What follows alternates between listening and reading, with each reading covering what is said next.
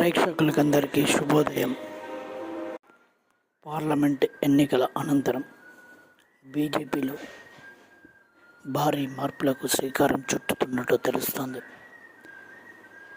BJP అనుకున్న స్థానాలు రాకపోగా ప్రభుత్వ ఏర్పాటుకు అవసరమైన మ్యాజిక్ ఫిగర్ను కూడా దాటలేకపోవడం సంఘ పరివారంలోనూ బీజేపీ నాయకత్వంలో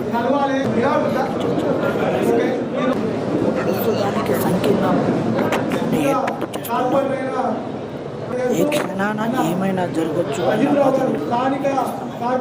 దీంతో మళ్ళీ బీజేపీ కింది స్థాయి నుంచి బలోపేతం చేసుకోవడం అవసరం అని బీజేపీ అధిష్టానం ఇప్పటికే నిర్ణయించినట్లు సమాచారం. ఆ మేరకు బీజేపీని మరోసారి బలోపేతం చేయడానికి కసరత్తులు పెద్ద ఎత్తున సాగుతున్నాయి. ప్రస్తుతం జాతీయ అధ్యక్షుడిగా ఉన్న నడ్డాను తొలగించి ఆ స్థానంలో గౌరవనీయులమైన నేతను ముందుకు తీసుకువచ్చేందుకు ఇప్పటికే ఆర్ఎస్ఎస్ బీజేపీ మొదలుపెట్టాయి. గత 2 ఎన్నికల్లోనూ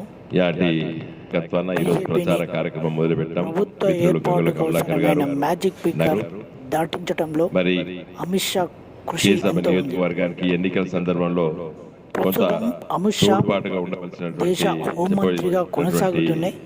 పార్టీ కార్యక్రమాలను పర్యవేక్షిస్తున్నారు. కానీ హోంమంత్రిత్వ శాఖ బాధ్యతలు మరియు పార్టీ బాధ్యతలు నిర్వహించడం కొద్దిగా ఇబ్బంది కావడం వల్లే 2024 ఫలితాల్లో తేడా కొట్టిందన్న అభిప్రాయాలు వ్యక్తమయ్యాయి.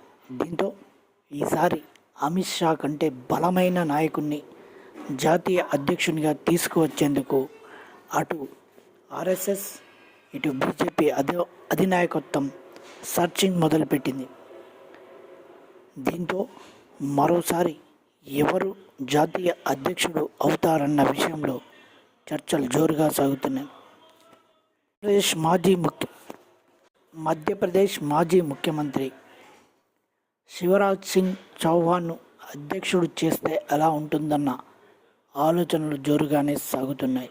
లేదా మరో యువనేతను జాతీయ అధ్యక్షుని హోదాలో పెట్టి పూర్తి స్థాయిలో పార్టీని బలోపేతం చేస్తే తప్ప వచ్చే పార్లమెంటు ఎన్నికల నాటికి బీజేపీ అనుకున్న లక్ష్యం చేరుకునేలా కనిపించడం లేదని ఆర్ఎస్ఎస్ మేధావులు అభిప్రాయపడుతున్నారు. ఆ దిశగానే ఇప్పుడు బీజేపీ అధిష్టానం మేధో మథనం సాగుతుంది. చివరికి ఎవరిని జాతీయ అధ్యక్షుడు చేస్తారనేది మరో వారం రోజుల్లో తెలియనుంది. జై హింద్, జై భారత్.